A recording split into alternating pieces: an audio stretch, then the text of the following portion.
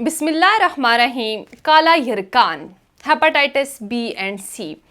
Hepatitis B फैलता कैसे है, ये जिस्म के लिए कितना ख़तरनाक साबित हो सकता है, इसका क्या इलाज है, इसके लिए क्या एहतियाती तदाबीर करनी चाहिए, ये तमाम मालूमात जानिए आज के इस प्रोग्राम में।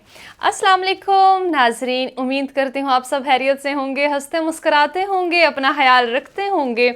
मुस्कराया करें, ज़िंदगी बेहतर बन जाएगी।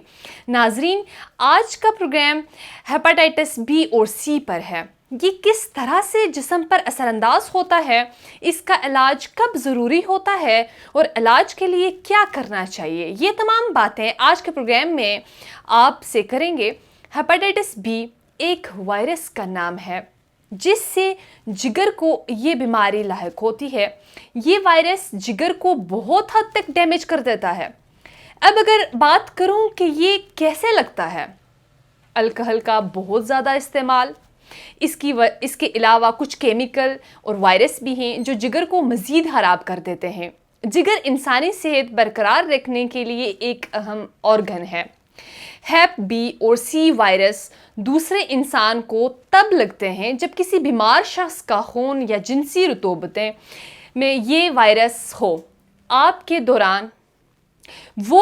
दौरान खून में चले जाएं।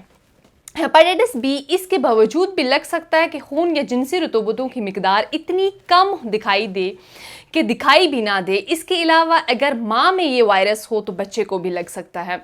अब अगर इसके कुछ साइन सिम्टम्स के बारे में बात करें तो नाजरीन, ज़्यादातर लोगों में कोई निशानी या कोई सिम्टम हमें नहीं मिलता। इंसान ख़ुद को बीमार महसूस नहीं भी करता। ये मालूम करने के लिए बेहतरीन तरीका है कि आप अपना ब्लड टेस्ट करवाएं। लेकिन जिन लोगों को अलामात महसूस हों उन्हें इसमें वॉमिट हो सकती है, हाई ग्रेड फीवर हो सकता है, खाने की चीज़ों का टेस्ट ना आना, जिगर में मोस्टली दर्द, यूरिन का डार्क कलर होना, इसके अलावा ऑल द टाइम जोड़ों में दर्द, आंखों और स्किन का कलर येलो पड़ जाना। अगली एक और अहम बात बताऊं कि ये वायरस जिस्म में क्या करता है। हेप बी वायरस जिगर की हलियों में दाखिल होता है और जिगर को मुतासर करता है। जिस्मानी इम्यून सिस्टम इस वायरस के ख़िलाफ़ लड़ता है और मुसलसल इस वायरस के हमले की वजह से जिगर को नुकसान होता है। जिगर काम करना छोड़ देता है, प्रॉपर्ली फंक्शन नहीं करता, और वो लोग जिनका इम्यून सिस्टम बहुत ज़्यादा स्ट्रॉन्ग नहीं होता, हेप बी वायरस लगने के 6 मंथ तक रिकवरी कर सकते हैं। लेकिन बच्चे और कुछ ऐसे नौजवान जिनका इम्यून सिस्टम वीक हो, तो ऐसे लोगों को ये बीमारी एक लंबे अरसे तक, जिसे कि क्रोनिक हेप बी कहते हैं, यानी कि बहुत अरसे से ये बीमारी आपको हो सकती है। ये जिगर के लिए कुछ बहुत हद तक नुकसानदा साबित हो सकता है। ये सिरोसिस और जिगर के कैंसर का मौजब भी बन सकता है। इसमें खून के टेस्ट के साथ साथ बाज़ दफ़ा फाइबर स्कैन का भी किया जा सकता है, जिससे पता लगाया जा सकता है कि जिगर को किस हद तक नुकसान हो और इसकी शेप में बेसिकली क्या चेंज आया है। अगर जिगर इस वायरस से ज़्यादा मुतासर हो तो तब अपने डॉक्टर की मेडिसिन्स की तरफ जाएं। लेकिन बाज़ लोगों को अद्वियात की ज़रूरत ही नहीं पड़ती, वो अपनी रोज़मर्रा की रूटीन में ऐसा चेंज लेकर आ जाते हैं कि इस मर्ज़ से बच भी सकते हैं। तो नाजरीन, अगर आप चाहते हैं कि आपका लिवर प्रॉपरली वर्क करे तो अल्कोहल कम कर दें, इनफैक्ट बिल्कुल इसको तर्क कर दें, मुतवज़न ग़ज़ा इस्तेमाल करें, अपनी डाइट हेल्दी रखें, ज़्यादा चर्बी का इस्तेमाल ना करें, स्मोकिंग को छोड़ दें, बिल्कुल कम कर दें।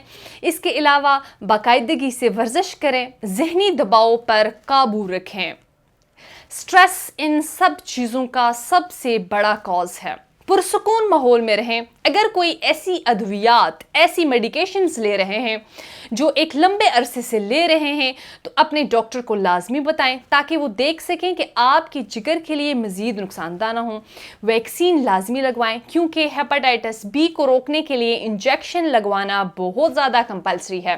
ये वो तमाम एहतियाती तदबीर हैं जिन पर अमल करके इस मर्ज़ से ख़ुद को बचाने के साथ साथ हम इस वायरस को मज़ीद फैलने से भी रोक सकते हैं। तो नाजरीन, ये थी हमारी आज की वीडियो। उम्मीद करती हूँ आपको पसंद आई होगी। इस वीडियो को अपने दोस्तों کے ساتھ، عزیز و اقارب کے ساتھ لازمی شیئر کریں تاکہ وہ بھی اس معلومات سے فائدہ حاصل کر سکیں۔ ناظرین، ایسی مزید ویڈیو سننے یا معلومات جاننے کے لیے ہمارا یوٹیوب چینل وزٹ کیجئے گا، اور مشورے کے لیے ڈاکٹر طارق مہمون تاثیر سے رابطہ کیجئے گا۔ اگلے پروگرام میں ایک نئے موضوع کے ساتھ دوبارہ آپ کی خدمت میں حاضر ہوں گی۔ تب تک کے لیے مجھے دیجئے گا اجازت۔ خدا حافظ۔